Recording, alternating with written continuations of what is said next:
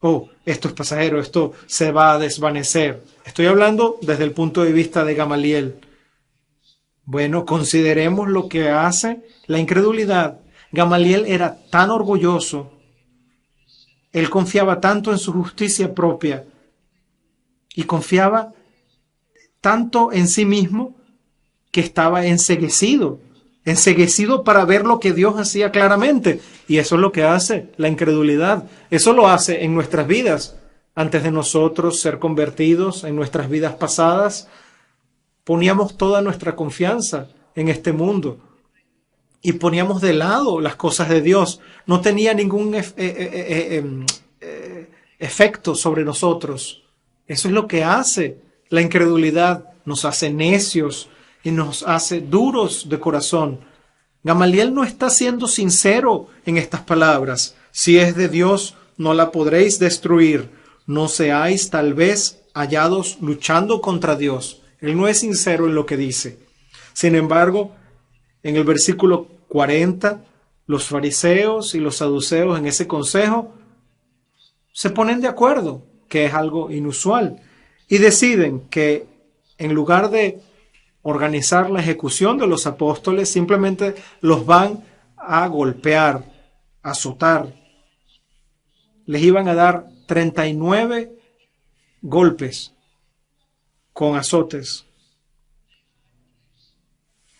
Y luego la policía del templo los llevaría a un lugar descubierto, los pondría sobre una mesa y los azotaría. Esto es una gran humillación. Esto se hace en público para que sea un castigo público y notorio, para que se sepa que ellos han sido humillados. El propósito no es solo causarle el dolor más grande posible, sino también este castigo es diseñado para humillarlos ante los ojos del pueblo. El pueblo que los ha engrandecido, que los ha respetado, que los ha seguido, ahora los verá como un grupo derrotado. Ese es el propósito también. No solo el dolor, pero también la humillación pública. Y ellos permanecieron firmes y se gozaron de haber sido tratados de esta manera. Entonces convinieron con él, les azotaron y los pusieron en libertad después de haberles intimado que no hablasen en el nombre de Jesús. Esto fue lo que dijeron los miembros del Sanedrín.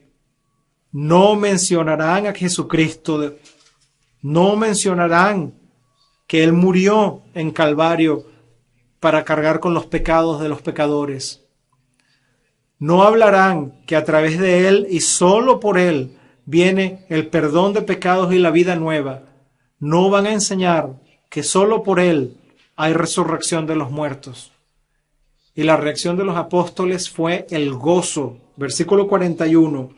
Ellos salieron de la presencia del concilio gozosos de haber sido tenidos por dignos de padecer afrenta por causa del nombre. Gozosos de haber sido tenidos dignos de sufrir humillación por su nombre. Tenidos dignos de sufrir por su nombre. Sí, de cierta manera, el Consejo del Sanedrín los consideró dignos de sufrir. El Consejo del Sanedrín pensó que estos hombres estaban causando gran daño en su imaginación o en su opinión. Y el odio del Consejo y la desaprobación del Consejo del Sanedrín están sobre los apóstoles. Pero más que esto, es el Señor quien ha considerado que este grupo, que estos apóstoles, es digno de haber sido, de sufrir humillación por causa de su nombre. El Señor dice, estos son dignos de sufrir por mi nombre. Sin embargo, nosotros no pensamos así en nuestros días. La iglesia de aquel momento, los apóstoles, pensaron que ellos sufrirían por el nombre del Señor, y aquellos que vivirían por el Señor necesariamente iban a ser perseguidos y ser odiados por la gente. ¿Por qué? Por causa del odio de Satanás. Si Jesucristo ha sido levantado, el odio de Satanás debe estar continuamente contra los cristianos y contra la humanidad.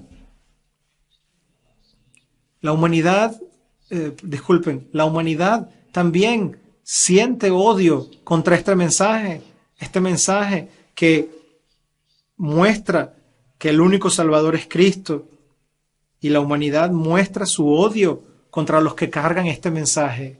Tanto Satanás como la humanidad, los hombres,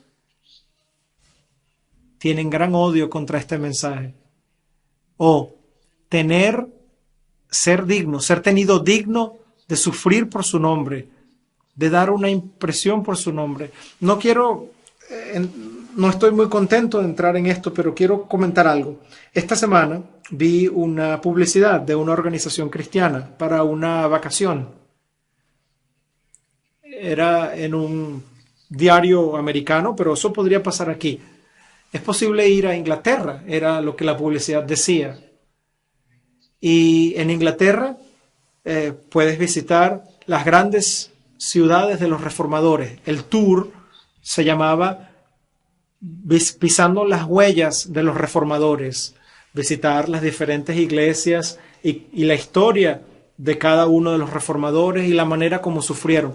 Pero lo que me llamó la atención fue que la publicidad decía que por lo que pagabas, 3,000, 4,000 libras, sonaba un viaje bastante costoso por tu dinero.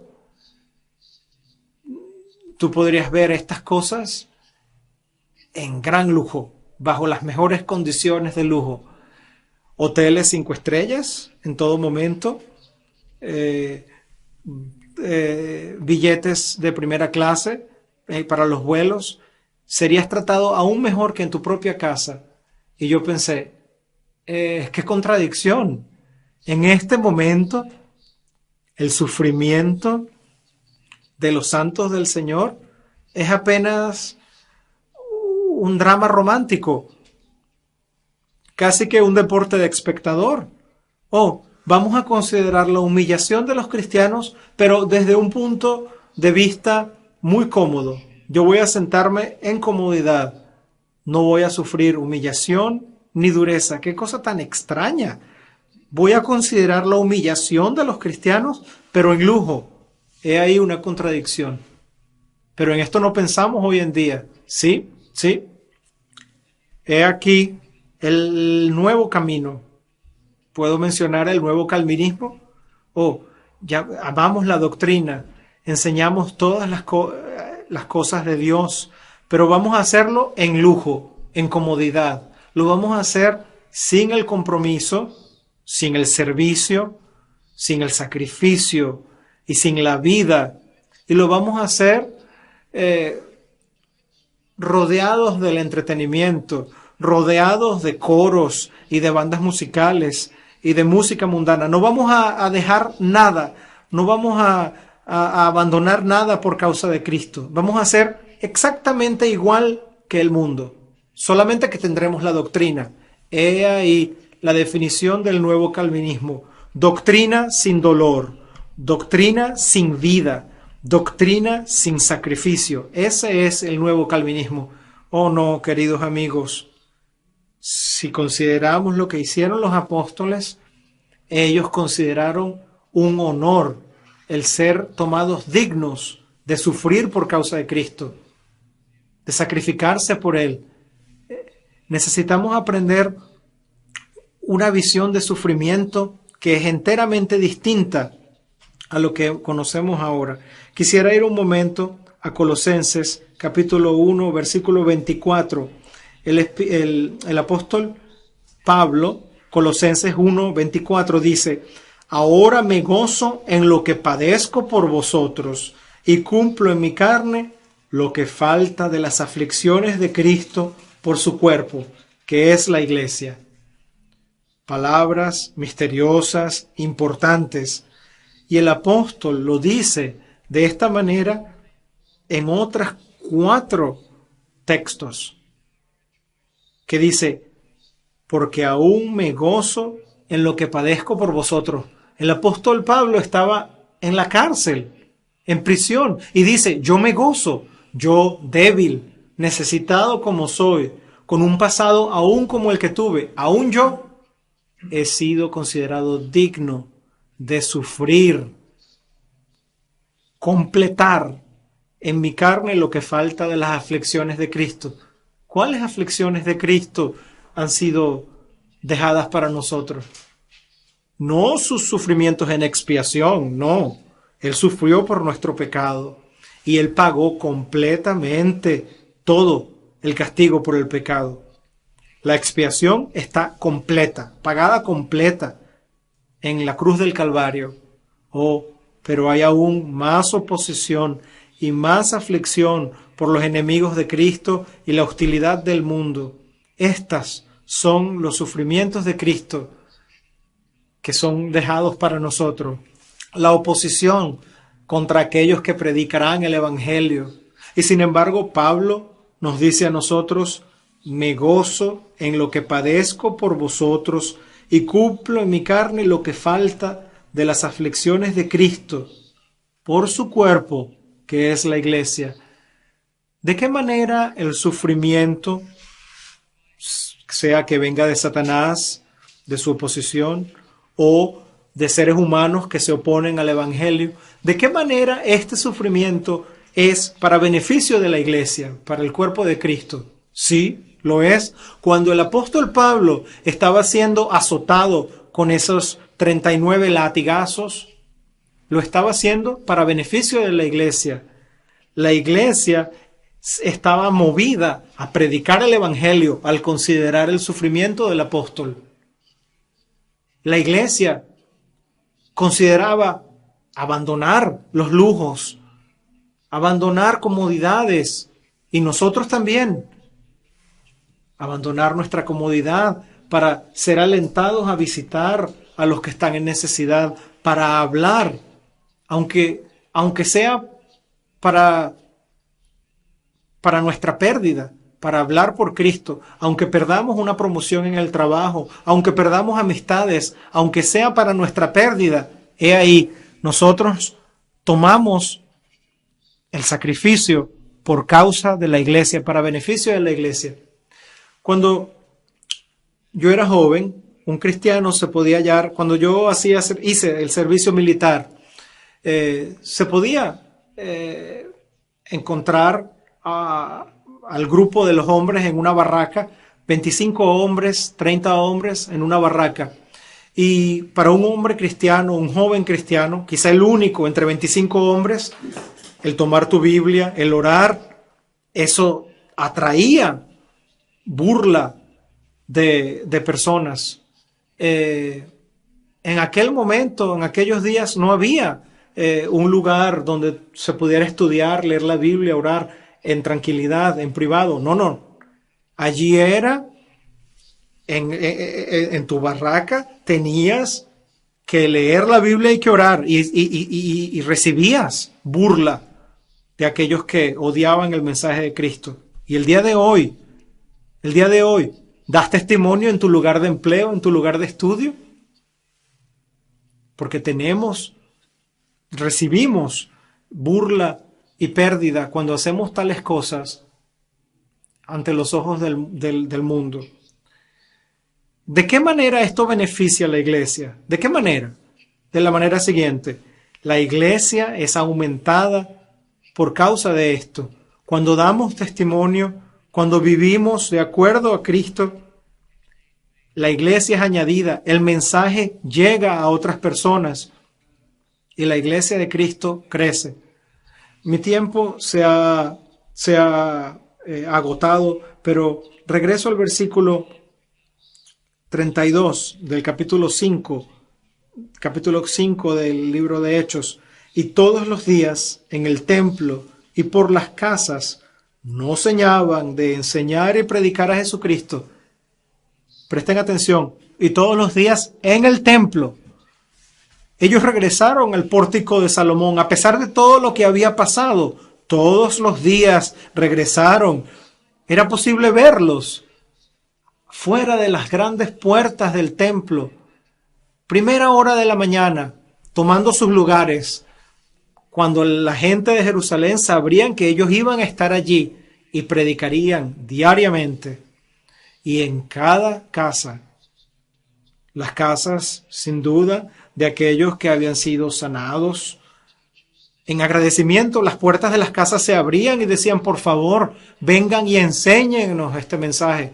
Y los vecinos y la gente en las calles oían el mensaje y les enseñaban. Y los apóstoles y otros iban de casa en casa, no cesaban de enseñar y predicar a Jesucristo. No cesaban, no tomaron una vacación para curarse de sus heridas. La palabra predicar aquí tiene un significado precioso. Yo estoy acercándome al final de la predicación, pero quiero hablar algo acerca de esto. Esta palabra predicar no es la palabra común para proclamar, digamos. No es la palabra común de dar a conocer algo, dar a conocer a Cristo, proclamarle. No, la palabra predicar usada aquí en el griego original significa evangelizar, dar a conocer la buena nueva de Cristo, la buena nueva del Evangelio. Ellos nos enseñaban de enseñar y de predicar las buenas noticias de Jesucristo. ¿Acaso no es triste que hay muchas iglesias que tienen creyentes que aman al Señor, donde el Señor es adorado en verdad? Y sin embargo, una costumbre terrible se ha desarrollado. El predicador enseña en la mañana al pueblo de Dios y enseña al pueblo de Dios en la noche también. Entonces, la mañana, enseñanza de doctrina, que es algo bueno, y también en la noche, enseñanza de doctrina. Los creyentes son enseñados en la mañana y en la noche. Pero, ¿dónde está la evangelización? Muchos predicadores dicen, no creo en la evangelización. No estoy de acuerdo en que es necesario que haya una predicación dedicada a presentar a Jesucristo, a persuadir a los creyentes, a persuadir a los que oyen de acercarse a Cristo. Yo creo que es suficiente enseñar la doctrina de la Biblia y poner una palabra aquí y allá para invitar a la gente a venir a Cristo. Pero esa no fue la costumbre de la iglesia primitiva. Esa no fue. Los apóstoles no cesaban de enseñar y de evangelizar, de dar testimonio de la buena nueva de Cristo. Y esta es la causa por la cual incluso buenas iglesias finalmente se han rendido ante malas doctrinas. Por ejemplo, la mala práctica de la música moderna. ¿Por qué? Porque se han olvidado de dar a presentar el Evangelio y de persuadir a la gente y de luchar con almas. ¿Y qué ha pasado? La iglesia se ha ido reduciendo, se ha ido encogiendo porque no hay personas que han sido añadidas a la iglesia, no hay evangelización. ¿Y cuál es la reacción? Debemos hacer algo. La iglesia tiene pocas personas. ¿Qué hacemos? Ponemos la música moderna, ponemos una coral o quizá una banda musical.